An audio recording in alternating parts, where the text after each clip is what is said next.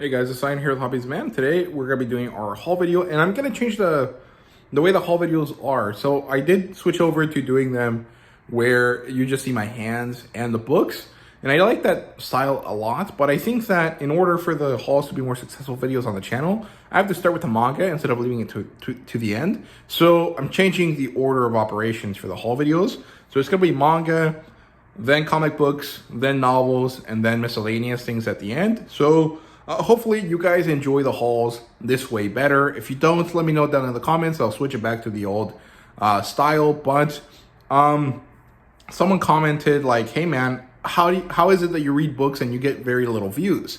The reality of the situation, as far as I understand it, is that because my channel focuses on variety, that makes it hard for the algorithm to pick it up. And so that's why it doesn't move the way that other channels do, right? So I don't have a problem with that. But I do want to make my videos a little bit more successful, so I'm going to focus mostly on the manga content when it comes to monthly things, right? So I'm going to switch over to doing the hauls with the manga first. I think I'll leave the wrap-up videos the same way they are usually, so if you think I should change that as well, let me know down below, and I will. And thank you guys so much for watching. I hope you guys enjoyed the haul video. Let me know what you guys got down for yourself down below, right? So yeah, see you guys in the actual haul video. So see you guys later. Okay, so let's get started with the manga this time. So there's Tokyo Revengers number 9 and 10. My roommate got this for me. So one of our local comic book stores has a holiday sale where they do like a buy 3 for 2 or something like that. And I asked him to get me Pokemon Adventures 5, 6, and 7, but they didn't have the 7th one, so he got me something nearly of the same price, which is why he got me Tokyo Revengers. So here's Pokemon Adventures number 5. This is gold. This is halfway through this collection here, because it only goes up to 10. I'm curious if they're going to add in the other Pokemon Adventures manga, but I'm not really sure. Here's number 6, which is Ruby, I think.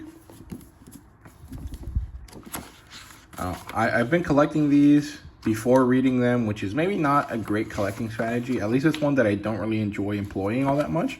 But it's Pokemon. Even if I don't love it, I will still want to collect it because Pokemon means a lot to me, right? So it's fine if it's not my favorite thing ever. So I don't really mind buying ahead of time. But, you know, it is what it is. Here's Ultraman number 2. It's been so many years since I got the first one. I think I bought the first one at one of my local used bookstores near my parents' house. And I finally got myself a second volume of it. So I got this from Better World Books, which is a place I don't really like buying from all that often, because a lot of their books are actually library editions. And so they end up getting kind of like, mistreated is the wrong word, but they don't end up having the best kind of like treatment to them, in the sense that they usually have like some sort of plastic put on them and a bunch of stickers.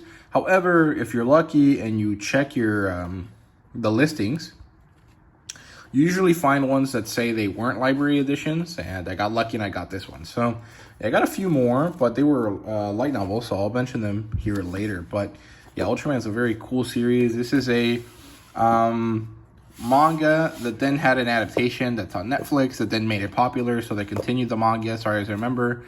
And it's my one and only exposure to Ultraman.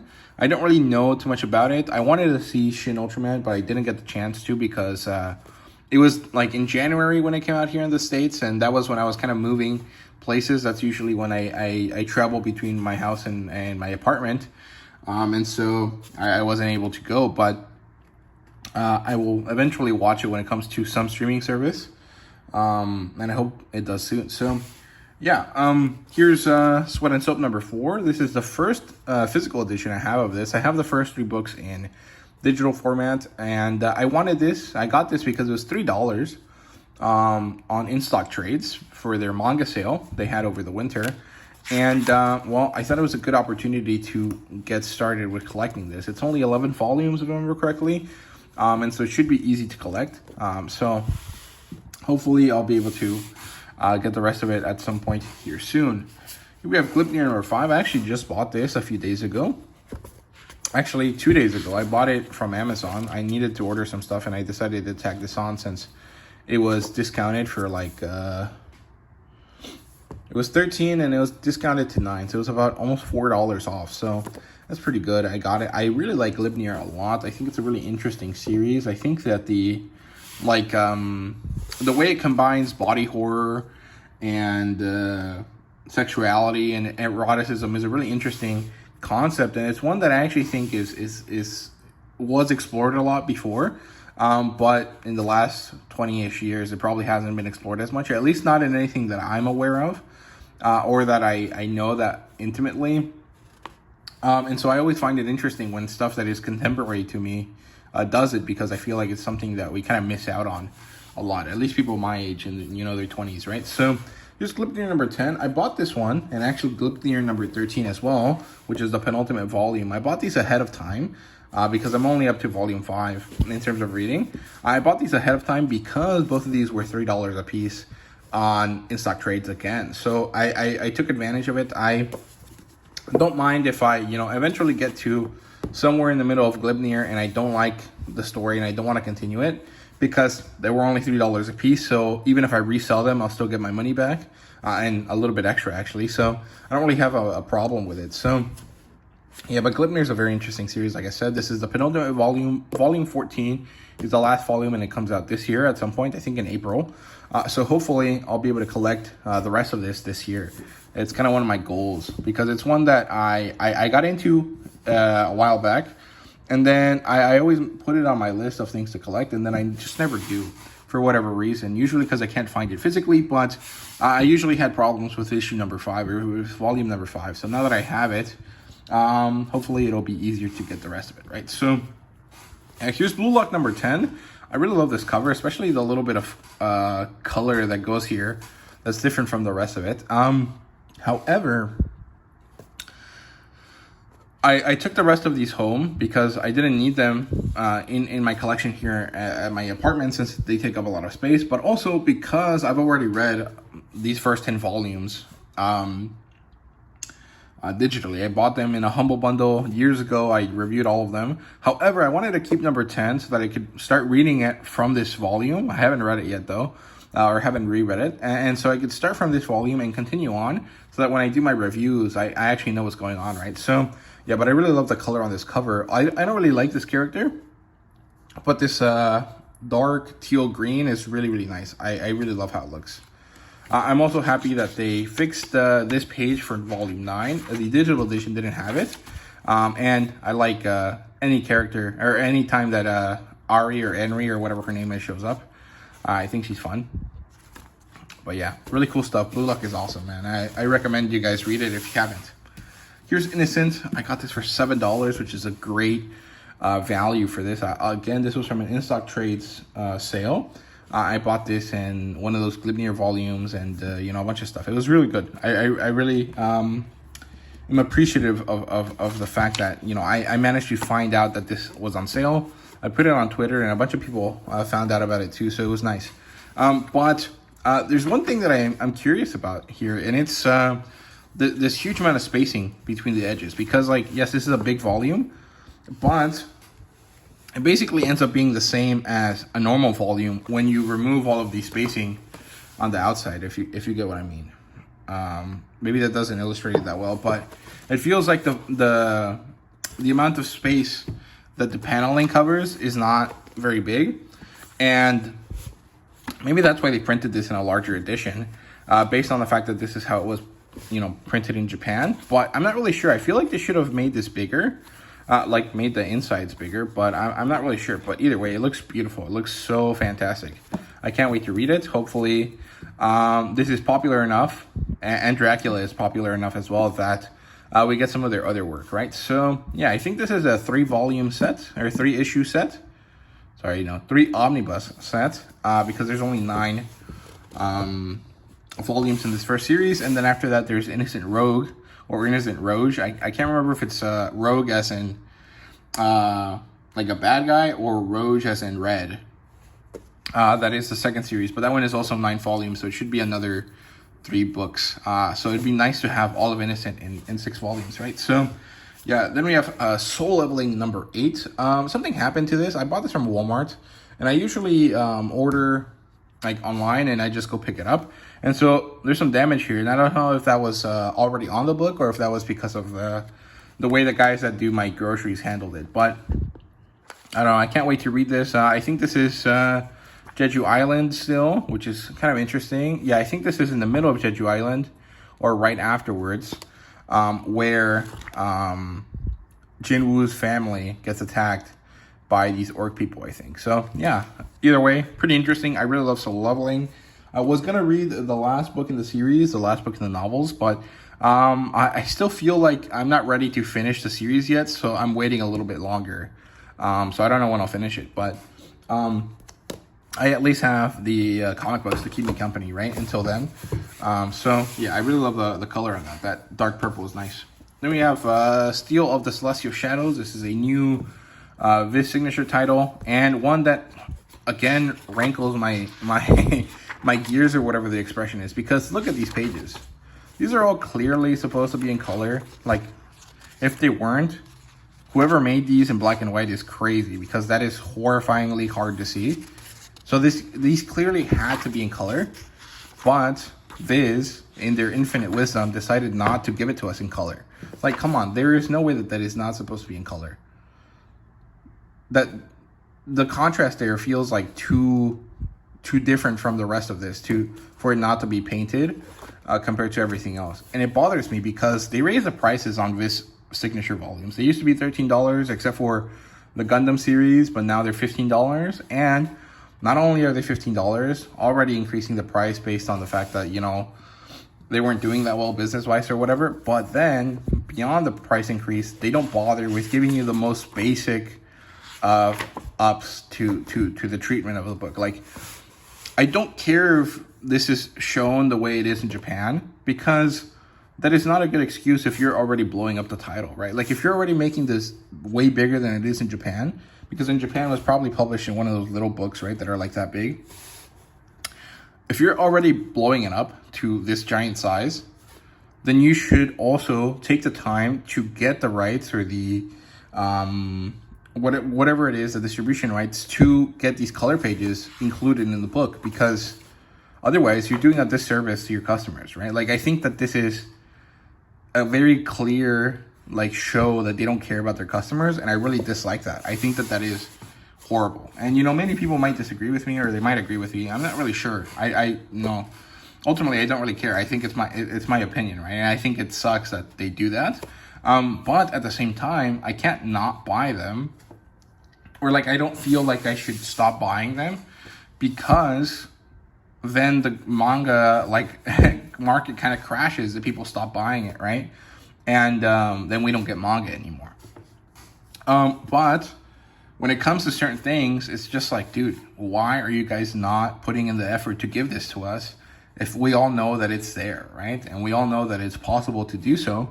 And it just bothers me. It just annoys me. But, you know, it is what it is. Maybe I'll do a more concentrated video talking about that specifically, because I feel like I wasn't really good at explaining my thoughts here. But yeah, here's Flowers of Evil number 2. Finally getting another volume of this.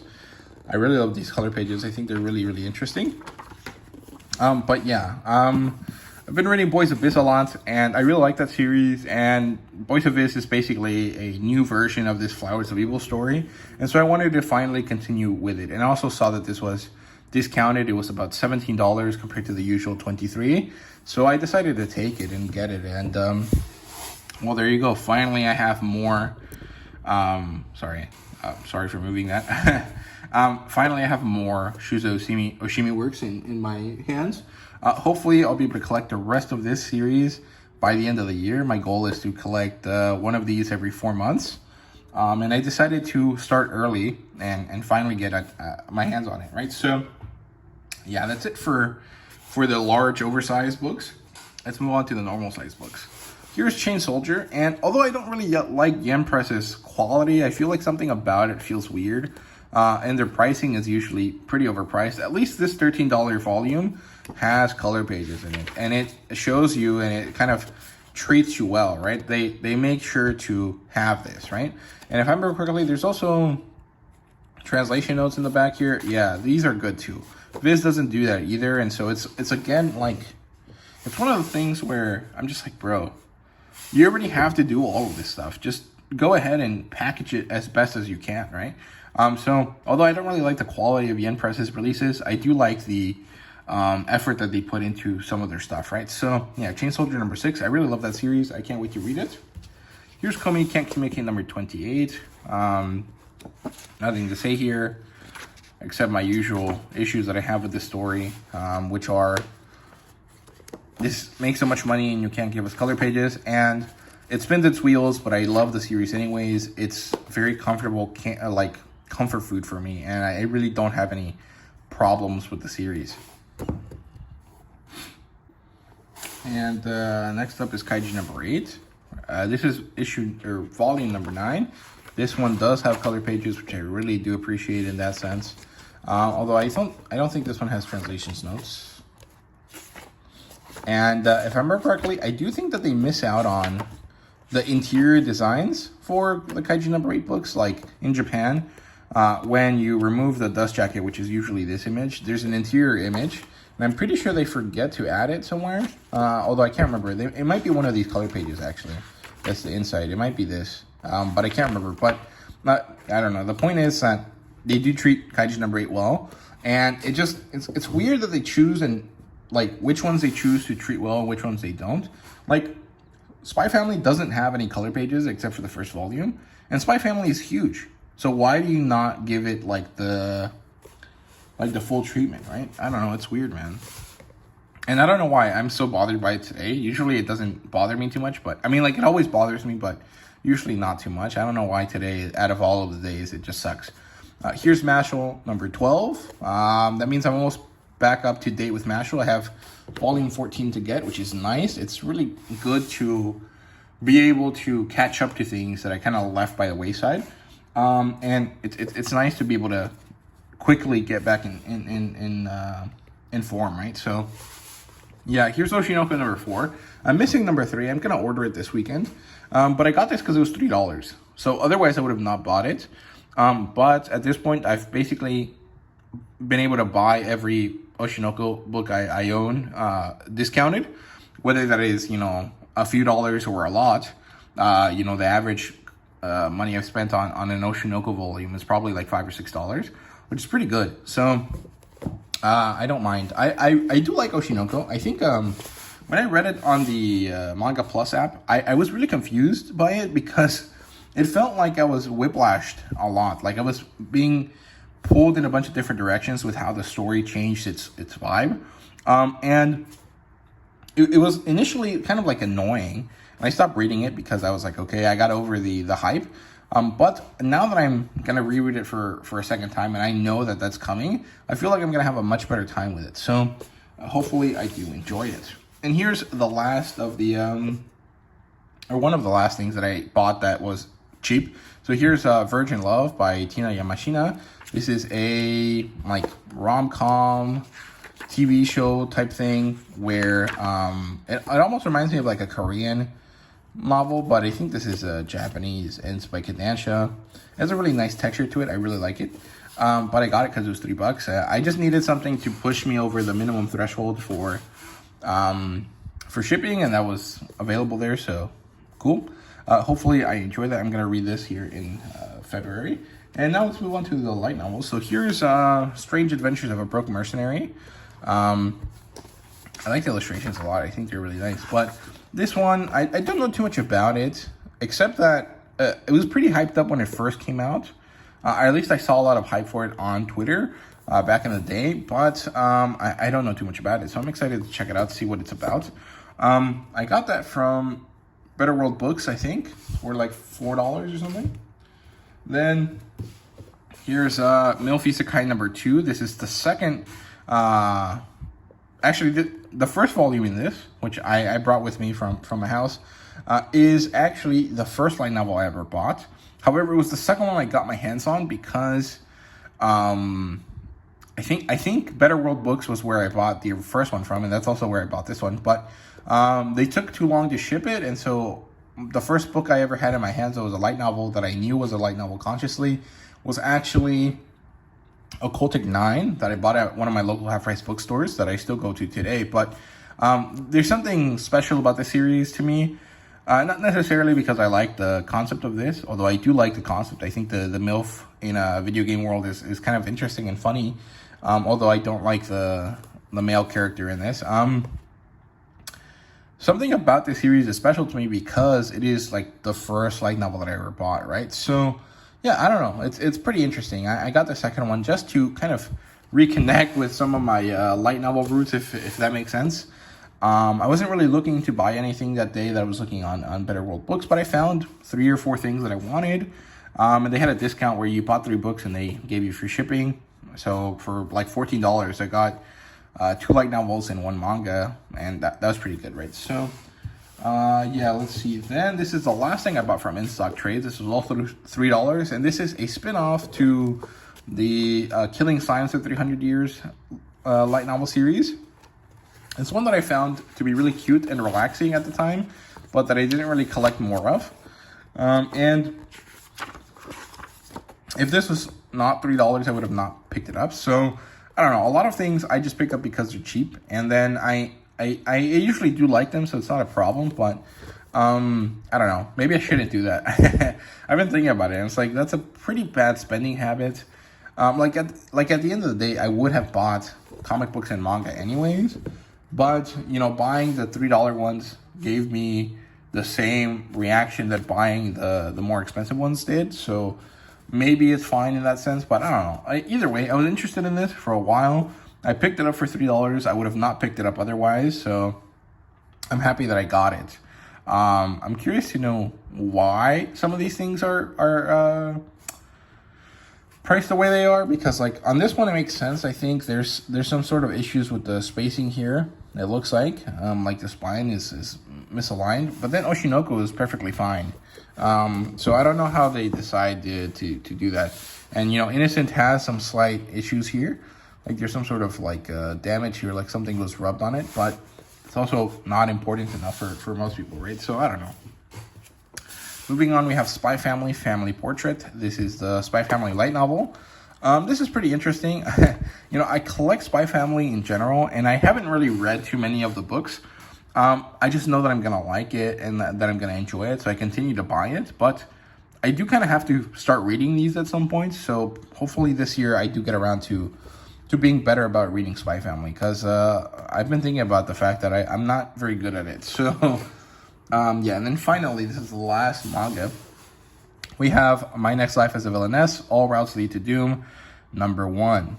So this is the OG Villainess novel that came to the US. This one is pretty popular, well-known.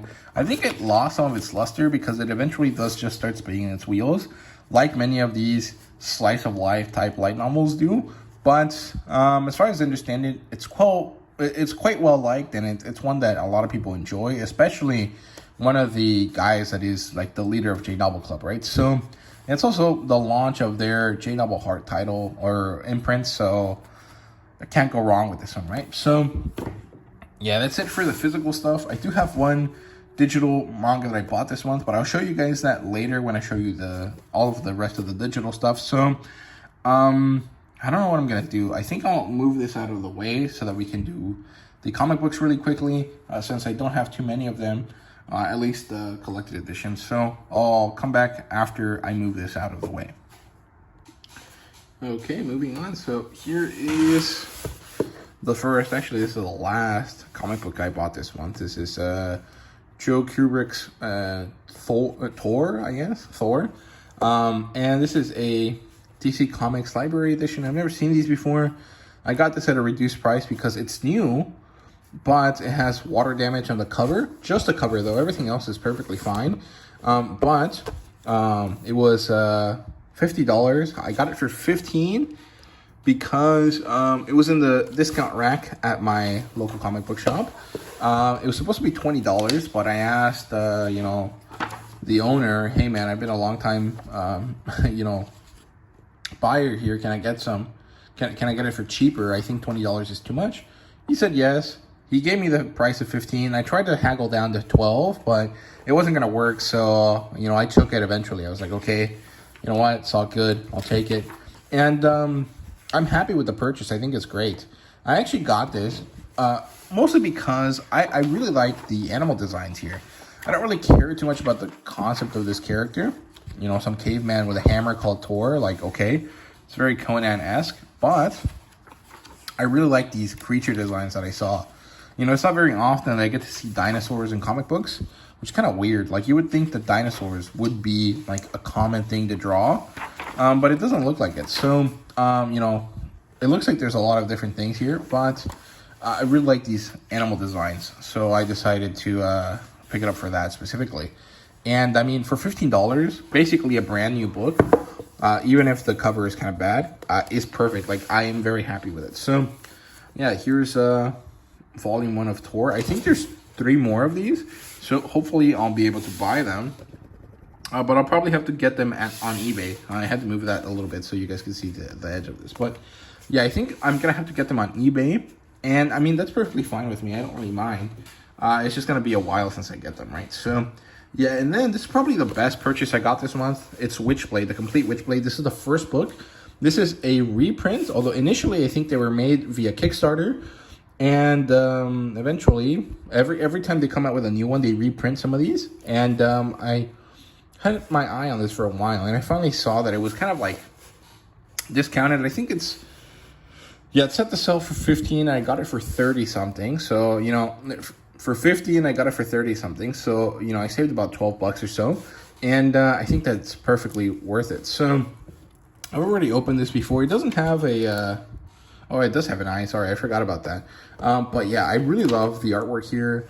Witchblade is one of the reasons why I decided to get into comic books. Actually, it was Fathom, not Witchblade. But, you know, a few years ago when I started this channel, I had a free subscription to Comixology. It was one of those like sign up and then decide if you want to keep it later kind of things.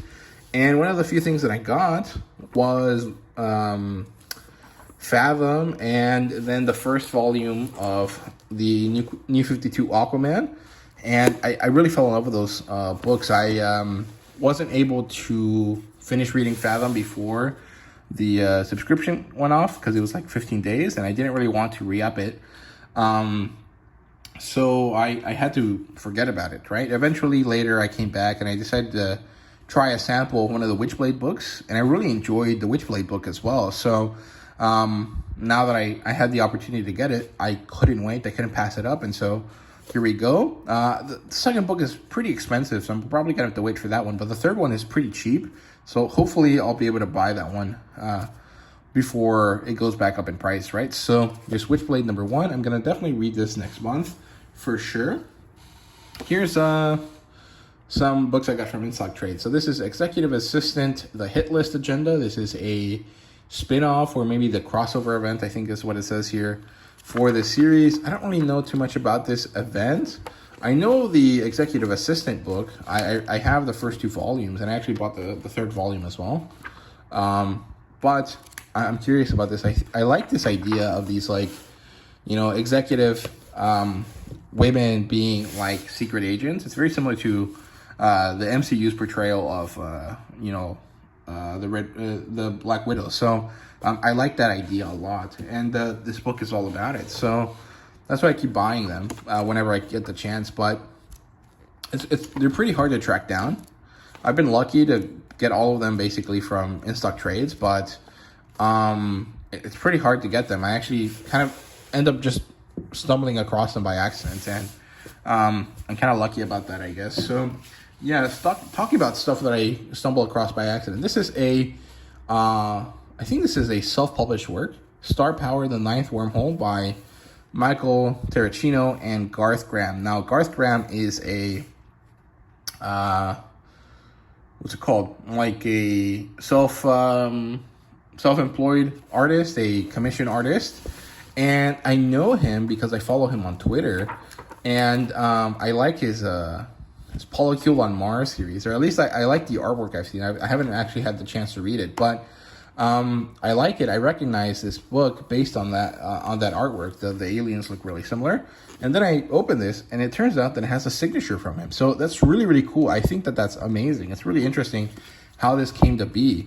I just kind of got lucky and stumbled across it. And I really like how this looks. It has a very like Star Wars, Star Trek kind of vibe to it that I really like. Plus, it's a superhero comic book at the end of the day.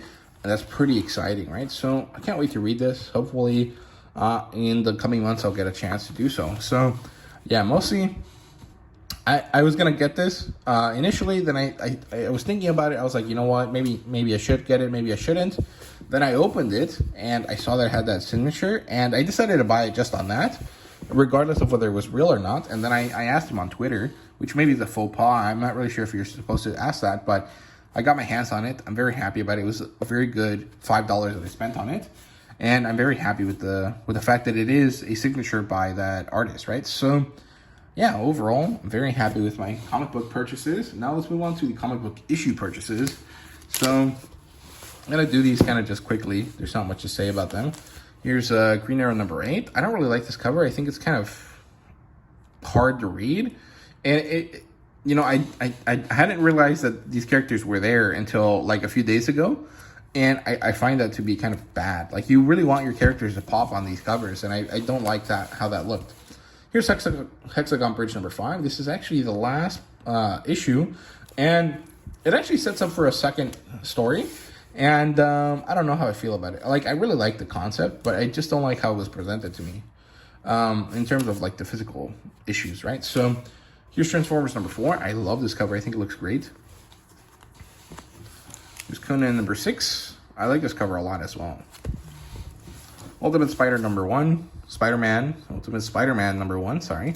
I kind of ate that last word there. So, yeah, I really like this concept, this idea of like this being a band that makes everything black and white with the logo. I think it looks nice. Here's Wonder Woman number 5. I love Wonder Woman. I think this series is phenomenal. I'm pretty sure the artist here is going to step down after issue 6. And I'm not sure I'm ready for that, because I think a lot of what makes that story so good is the artwork. And I'm not sure that Gilliam March, who's going to take over, is able to do that. I think his style is too different and not like I don't know if it'll match with what Wonder Woman is trying to do right now. Here's Rebel Moon number 1. This was actually surprising. I like this more than the movie, actually. But I'm only collecting it because it's only 4 volumes. I don't really feel like canceling it and having to end up with like a half-finished series. I'm just going to collect all of it and then decide what to do with it afterwards. Here's number 7. Hopefully this series ends soon, because I'm not sure that I'm liking it too much at this point. I liked it initially. I thought it was pretty interesting because it was this kind of like Batman Year 1 type of vibe to it. But I feel like at this point it's been spinning its wheels, and I don't think that that's good. So, yeah, He Sacrifices number 6. This is a really good ending. It was kind of more or less what I expected, but also even without surprise, it was good. However, I'm not really sure that I care too much about the series, at least because maybe reading it month to month makes it less appealing. But I'm not going to pick up the second arc. I'm going to trade wait for it. I think that's a better way to go about that. So, yeah, here's Beyond Real number 1. I got this for free from my comic book store. They gave it to me that way. I'm not really sure why. I thought the only one that was free was Unnatural Order. I don't know. I think it's Walt doing this, but he gave it to me for free, or they gave it to me for free at my local comic book store, and I liked it, but I didn't like it enough to order more issues. I think that it's a better story for trade waiting. I think that it's not one that's going to be satisfying to read month to month, so I decided not to pick it up. Here's Blue Beetle number 5. I'm really enjoying the series a lot. However, this issue, I feel like there's some issues with the modeling of the characters. I felt like Dynastis and Nitida were not on model for some of the action sequences, so that kind of sucks. Here's Hexagon Bridge number 4. I want to call it Hexabon. I don't know why. Again, I like this issue. I think it's really nice. The artwork is beautiful, but I don't like the sizing of it. I feel like this was better to just release as a big volume and just kind of get it over with that way, but I don't know. Here's Green Arrow number 7. I love this cover. I think it looks great. And here's Wonder Woman number 4. As you guys can see, we're going backwards. That's because I couldn't be bothered to fix the order of it beforehand. So, yeah, here's Wonder Woman number 4. I really love how this looks. I think this artist is just doing amazing. And the Trinity stories are also really fun. I really like how they look. So, yeah. And finally, I think here's Unnatural Order number 2. I love this cover. I think the coloring is awesome. I just love how washed out it looks, but also very vibrant. Like it feels like they managed to make it look the way that it should. Like this is so bright that everything looks like it's white, even though it's clearly in color. And I think that works phenomenally. I think they did a great job with how they painted this. Okay, so that's it for that. Let's look at the comic books that I bought here digitally this month. So I didn't actually buy too many. Let's see, comic books and manga. The only one I bought that you can see here is How to Grill Our Love. This is the only one that I bought this month. So from BookFunnel, from directly from authors, I got Without Law number 1, Werebear Barbarian King 1 through 4, and then on Kindle I got a lot of stuff. So let's see if I go back down here. I think somewhere down here is where it starts. Here's 5 books in the Elemental Empire books. One thing I don't like about Hamlet stories is that even though they're fun and easy, they have been moving towards AI covers. And I find that to be really sad and really kind of counterintuitive, because a lot of these authors are trying to make money, right? They really hope that their readers like their books, and they do their best to provide them with a way to become writers full time. And then they turn around and use AI for covers. And I find it to be not necessarily wrong, although I do think, I guess it is wrong ultimately, but I find it hypocritical. And to me, that's worse than it being, objectively right or wrong, because it feels really scuffed that you know what this is doing to other artists and you're still choosing to do it. I find that to be kind of, worse than if they just did it not knowing, right? But I mean, obviously they know. So I don't know, I have issues with that. But at the same time, if they're 99 cents, I'm not going to be bothered by it too much. Ultimately, it's like whatever, right? So, I don't know. Here's Conan. There's more Conan stories. I don't know why these are marked here, even though I have 2 more of them. The only one that I didn't buy so far is the Solomon Kane one, because I'm not interested in Solomon Kane yet. So, I've been buying all of these Conan ones, but I don't know why it doesn't mark the first 2 that I own as being owned. So, yeah, those are my books here. That's it for all of the books and stuff. I did have some figures I wanted to show you. However, they haven't arrived. So all I'm going to be able to show you is these cute little petite blocks that I got from Daiso. This is a little stegosaur, I think, and this is a owl. I got this because it looks like Hedwig, and that makes me happy. And this is a stegosaur. I really like the color here, so that's why I got this. But I haven't built them, even though I bought them at the beginning of the month, just because I haven't really felt like doing it. So yeah, that's the last bit for my haul here. I hope you guys enjoyed. Let me know what you thought down below. How do you guys feel about AI covers on books? If it was traditionally published, I'd be really upset about it. But because they're self-published, I understand where they're coming from. And although I find it hypocritical, I think it's like okay if they're selling their books for $1, right? If they're selling them for more, then I would be kind of upset as well, right? So those are my thoughts on that. I don't know. Maybe it's a good thought or a bad thought. I'm not sure. But let me know what you guys think down below. Thank you guys very much for watching, and see you guys later.